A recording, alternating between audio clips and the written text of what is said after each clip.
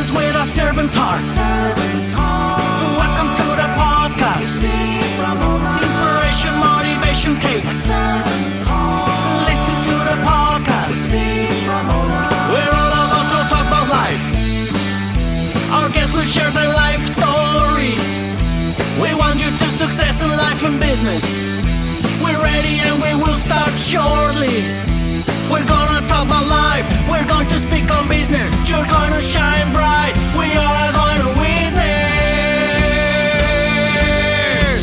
Business with a servant's heart. With hosts Steve, Ramona, and Ray. Inspiration, education talks. Listen to the podcast.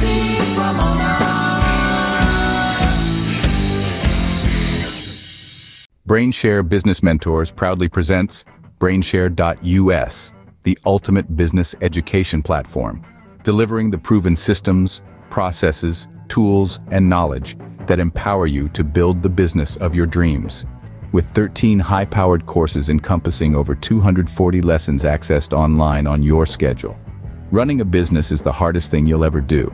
We've helped thousands of business owners gain the leadership, communication, and business skills needed to build the business of their dreams. We can help you. Choose your learning path. Scuba Squad is the premier membership program for today's business leaders with access to all BrainShare material and double our money-back guarantee. BrainShare Basics, the ultimate business framework course, a hard-hitting 13-week program to lay the necessary foundation to build the business of your dreams. Or take individual courses as you need them. Every course has dozens of lessons, with video, practical exercises, precise documentation, and the opportunity for direct feedback from a BrainShare mentor.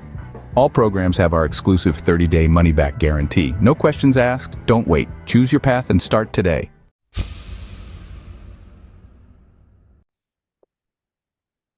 Welcome to Doing Business with a Servant's Heart podcast. Doing business in life with a purpose. Serving others and achieving success. I'm your host, Steve Ramona. We created this show for you because we want everyone to be motivated, inspired, and educated to learn how to do business and to live life to make an impact in the world. And that could be small or a big impact, but just try to change somebody's life today. And think about how you will serve today and what impact you will create today. I want to thank my sponsors, BrainShare.us, build a business that works without you. Discover how to create a self-sustaining business that thrives, even in your absence. You can have a business that doesn't tie you down, will guide you through the steps to build an enterprise that operates smoothly without your constant oversight. Visit BrainShare.us to learn how to set the foundations for a business that stands the test of time. With BrainShare Business Mentors, you can build a business that works without you. And PitchDB.com, successfully connect with over 11,000 conferences, 3 million podcasts, to pitch them to be a guest and build your thought leader platform and scale your business. Increase your network to increase your net worth. With that being said, as I talked about impact, today, I have a mother and son team. Almost said something different, but I'm excited because they're coming through tragedy and they're helping others. They're really both servant's heart. And I want you to put your phones down, put your tabs down, take a piece of paper and start taking notes. Chad and Sheila, welcome to the show. Thanks for having us. Let's start with the story because this is where it all began and it's going to tell people what's really going on. Well, you want to tell it? You're the one who wrote the book. Well, our story started 15 years ago on September 8th, 2008, when Chad, who was a sophomore at Northwood University in Cedar Hill, Texas, he ran out of gas, tried to push his car off the road because there was no shoulder on the road, and unfortunately was hit by a lady going 60 miles an hour. As you can see, his life was saved. However, he did lose his right leg in the process. She hit him so hard that, and by the way, 60 miles an hour was the speed limit on that road. So she wasn't speeding. It just, this unfortunate situation. So he went through, they care flighted him to a Trauma One hospital, Parkland Hospital in Dallas, which, by the way, if you're listening in the United States, and you know that's where President Kennedy was taken when he was shot. Anyway, so it's a fabulous, world-class trauma hospital. They did everything they could, and they saved the left leg, but he had to have 12 surgeries just on that. All in all, Chad is 34, and he was 19 when this happened, by the way. He's 34, and he's had 21 surgeries so far. Now, during all of this, obviously, there's pain medicine needed when you have surgery. And the first 2 years of this recovery period, I'm driving him back and forth to these appointments, and they're handing these drugs out just like candy. Now, this being said, we do not blame any doctor associated with this, because I'll be honest with you, we now know in research that we've done that Chad had the best and the brightest doctors in the Dallas area. So that was not an issue. Back then, people don't realize that the opioid crisis, they did not know. We choose to believe that our doctors did not know how severe this was. They all felt sorry for him, as we did. So anyway, he rocked on, he began to get better, but he was incredibly depressed. So this rocked on. Lots of different things happened. He was able to get a prosthetic. He did go back to college eventually. After the prosthetic, he got the prosthetic and was able to walk, because that's not an easy process either. People see these on TV with these people running in with a prosthetic and just think, well, Chad can just do that. Number one, those prosthetic legs may be $100,000 a piece, because Chad's is $65,000 that he has. I mean, and it's a lot more to it than that. You just don't realize it. But he did the best that he could, and we had all of these things. And yes, we had counselors, one after another, but every time a counselor would mention the accident, Chad was out. He would not talk about it with anyone, not me, not anyone. And so we began to get concerned about that. I will tell you that. But the depression went on, but he physically was getting so much better. And especially eventually he got to where he graduated from, and by the way, he had to change his major, because his major originally was resort and hotel management, because we had a catering business that I ran, and Chad worked with me all the time. And the thought was he was going to take over the business and run the business. That would make total sense.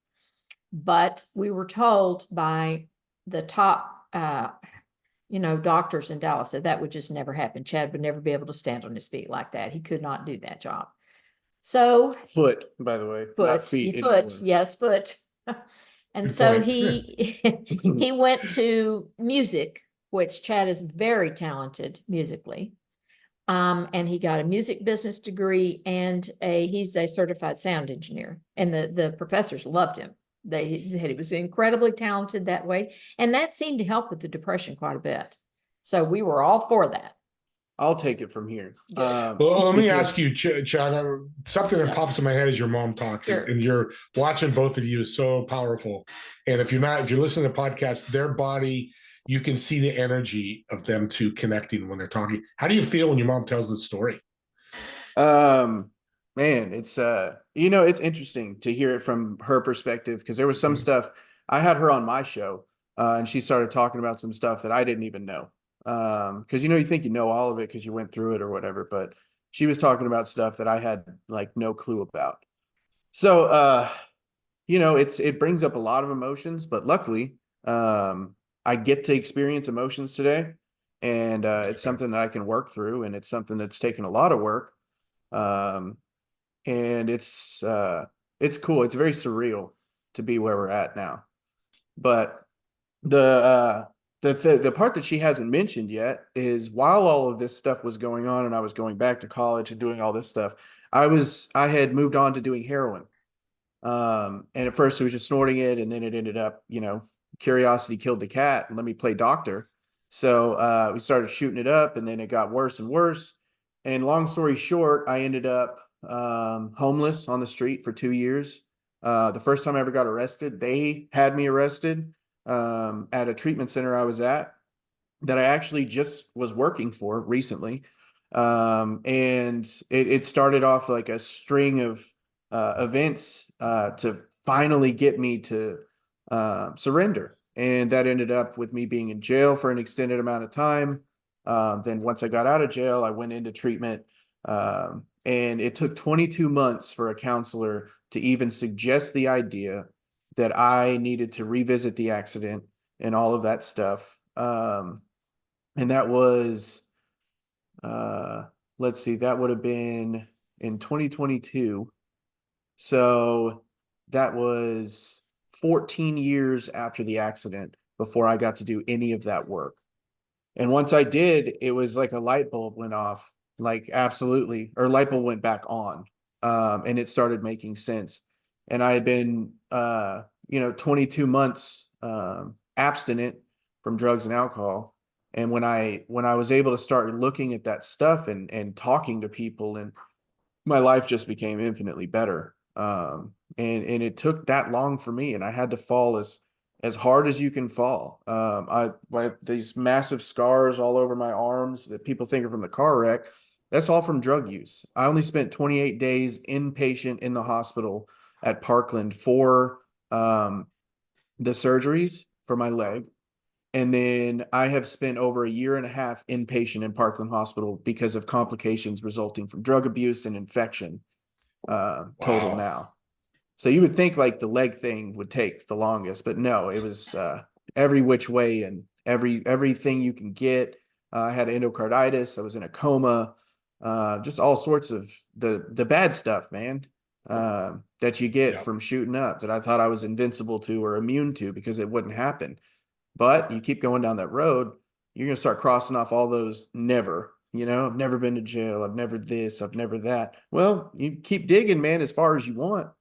At the end of the rabbit hole, it turns out the other rabbits are just trying to get out. Yeah. Yeah. So, And it's interesting. Your journey has taught you a lot, but now with the servant's heart that you both have, you can now help others, right? Talk about that.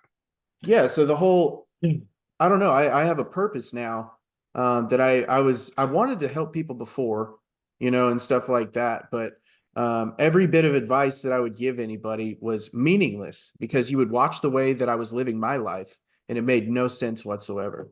And, I was blaming God. I was blaming the world the world was happening at me. I'll put it that way. And now I can see the entire time it was happening for me, and I get to try and help other people. I get to try and save them some time and some heartache, some serious heartache, man.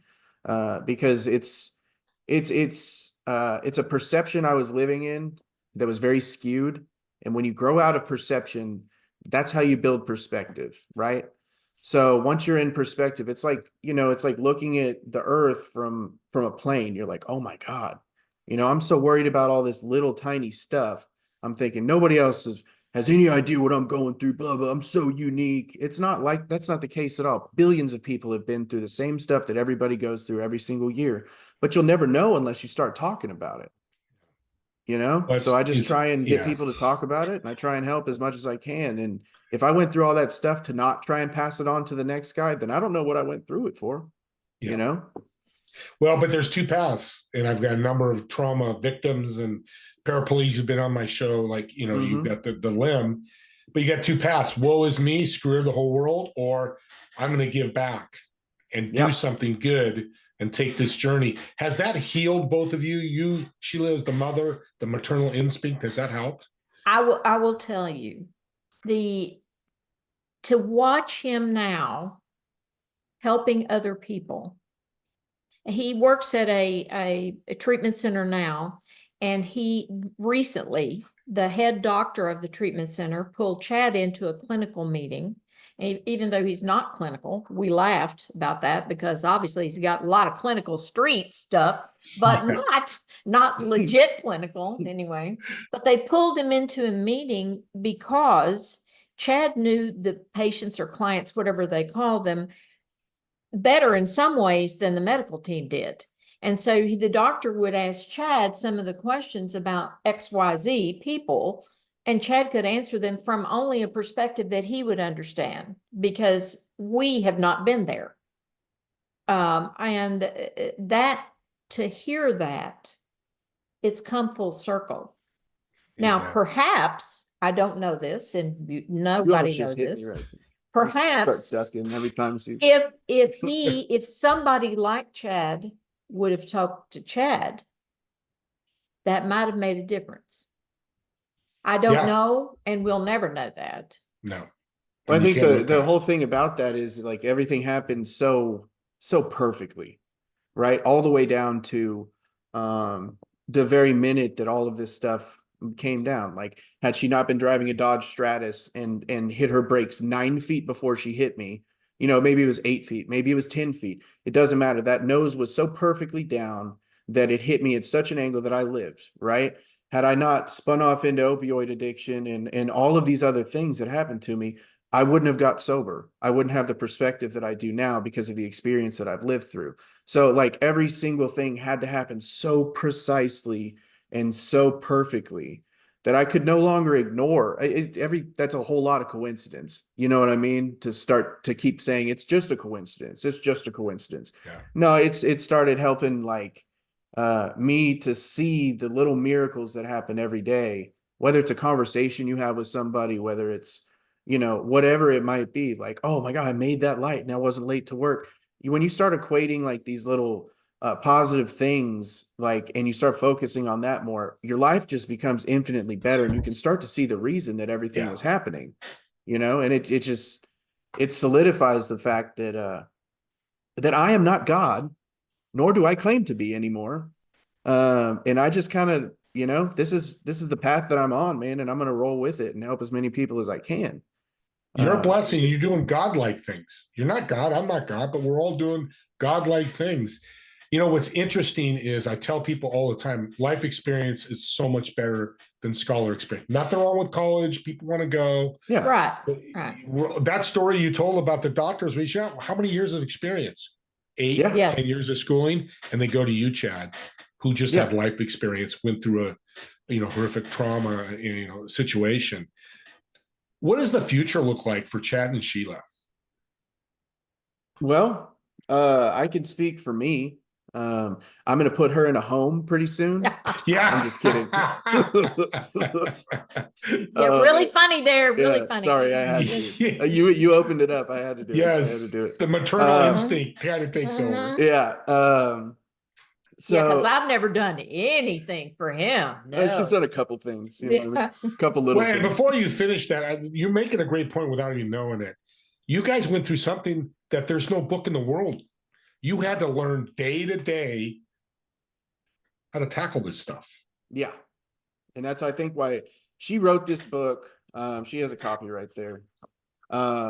She wrote the book because it's like they kept faith the entire time, like my family did. My family, their friends, like all of these things. When I was like, go out of my way to deny any sort of creative intelligence or faith or anything like that, they were still there. They were like, you'll come around one day. And I did. You know, that's the crazy part about it. As much as I didn't want to, I did. And but the future now, I mean, my buddy that I was making music with before, when we were both in our active addiction, he got sober while I was incarcerated, and he started a podcast called This Pink Cloud. And it's his way of kind of giving back to the community, because people come on, tell their stories, what worked for them, and one of the main questions they ask is like, what would you tell a younger you?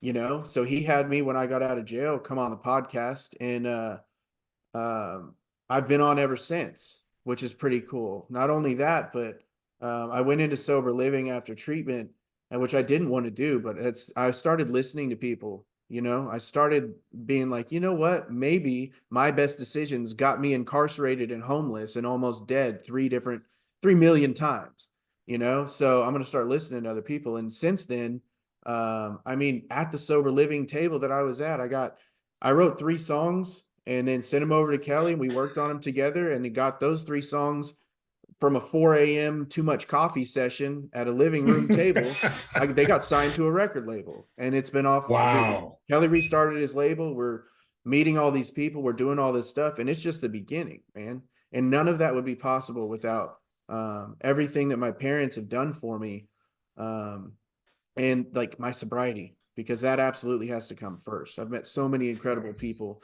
and people come up to me everywhere, and they just like, what's different? What did you do? Like, what's going on here? And I got people that I used to ask for money, on Facebook when I was out there on the streets.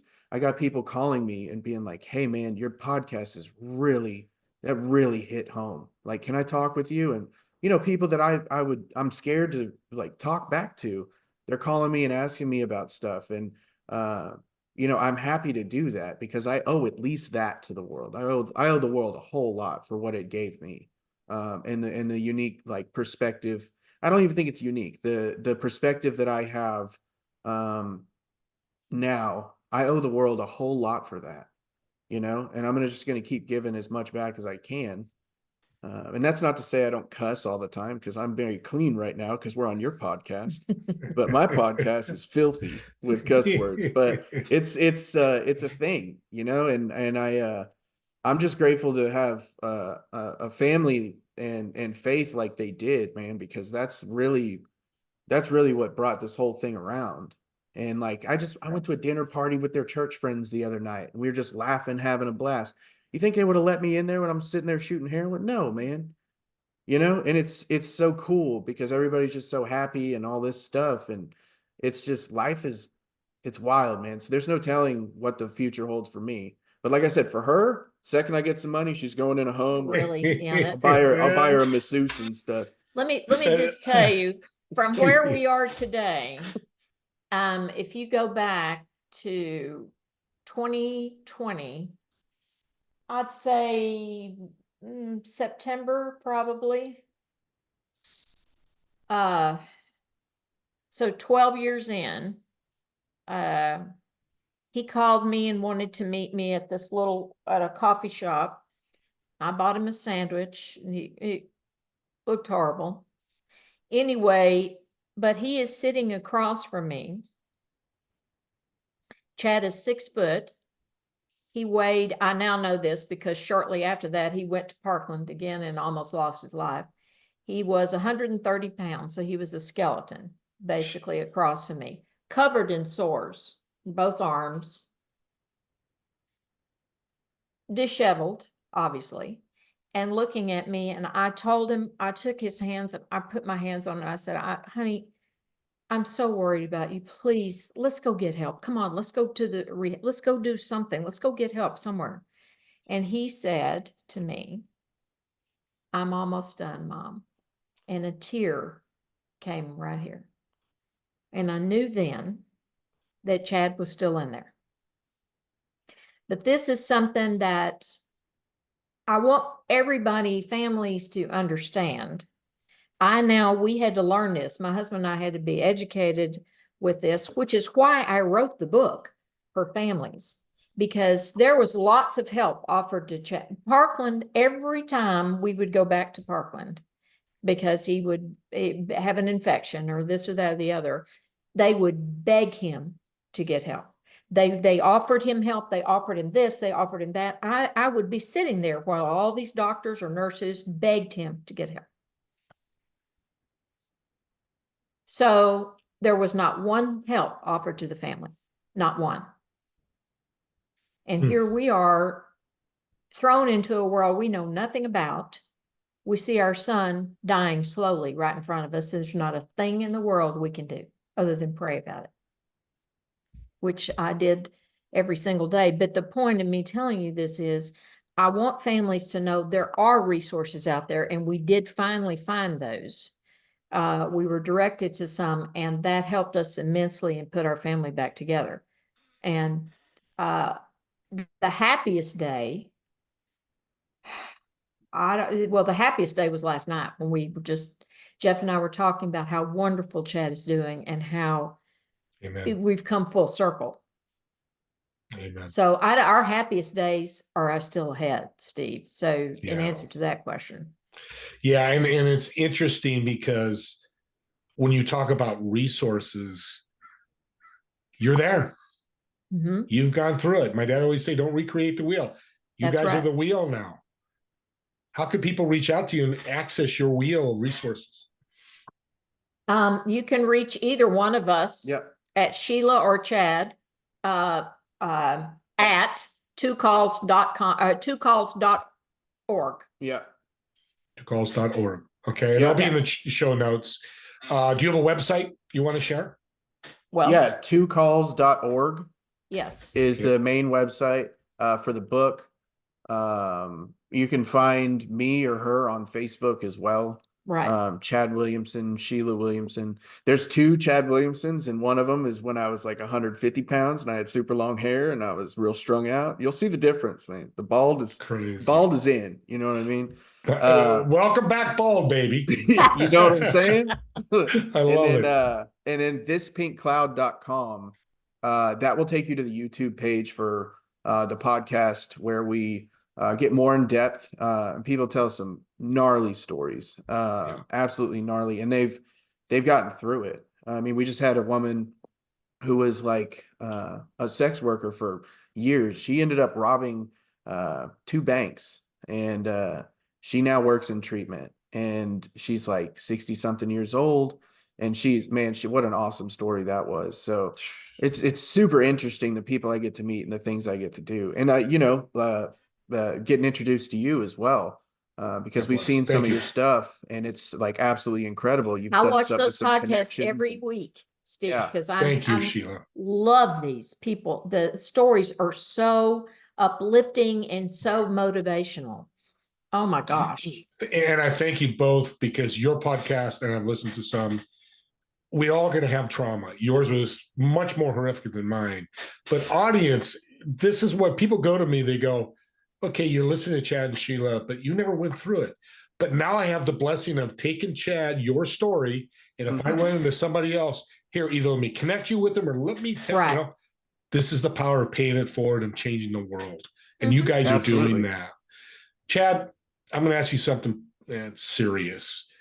Take the last, we're at the end of the time here. What would you tell somebody that's going through trauma, whether it's alcohol, drug addiction, or overcoming some medical like you did? You did all three. What would you tell them?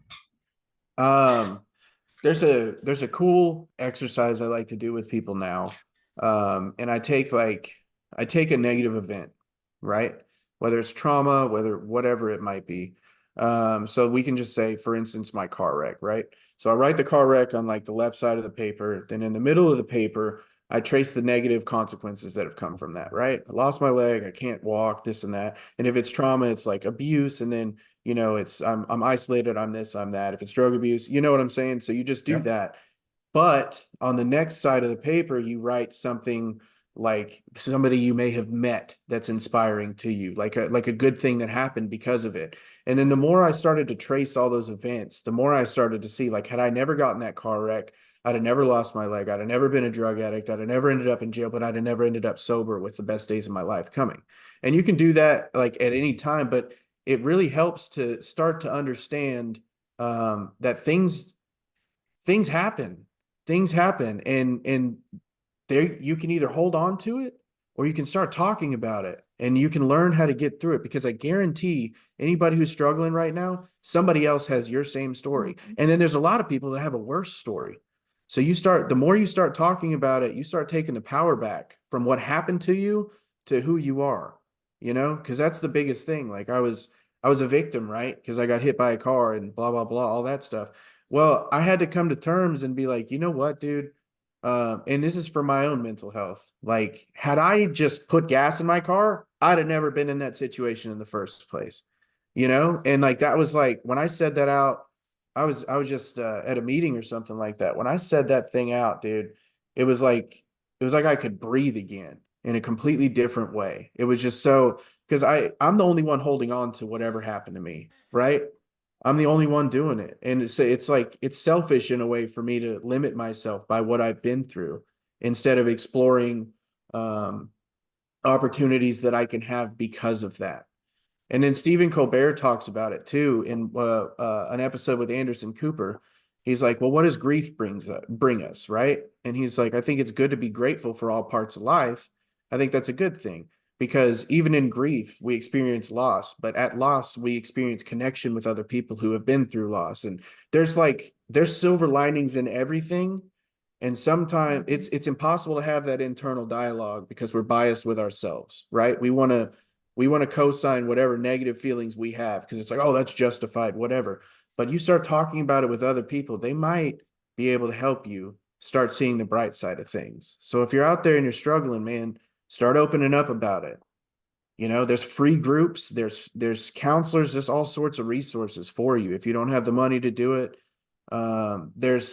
it's incredibly therapeutic even to just talk to a stranger about something. We're human beings. We desire connection. And that's like the biggest thing that I found throughout this whole thing, you know? Well said. And you never Well know, even said. in the middle of your struggle, you might be able to help somebody else. Yep. Well said. And Sheila, God bless you and your husband. Thank you. Because it takes great parents. And I literally mean great parents to stick by him and have him sitting here being as wonderful and beneficial and willing to have a servant's heart. It always starts with the parents, and God bless both you and your husband. Thank And you. I want to thank both of you for being on. I've got goosebumps. I'm stuttering my words, which rarely happens if people know me. This is such a blessing. But audience, as I always say, especially with a podcast like this, there's a reverse and a forward button for a reason. What he just said, for if you're going through trauma, stop at the point he started and finish with a point where he ended and listen to it back and forth, forward and backward, and take that and learn from it. That's the power of podcast. Me and Sheila and Chad would love for you to listen to the whole podcast. And I think it would be great. But if there's just part of it that changed your life or somebody in your life that changes theirs, we're going to all be very happy that you did that. And don't forget my swag, my t-shirts, my hats, my hoodies. I have the link in the chat. You can get those and walk around proudly with the Doing Business with a Servant's Heart. My TV show every Friday, 2 p.m. Pacific, 5 p.m. Eastern. And don't forget, I want to thank you all for watching or listening to Doing Business with a Servant's Heart podcast. And we'll see you all on the next episode. Thank you all. Thank you so much. Thank you. And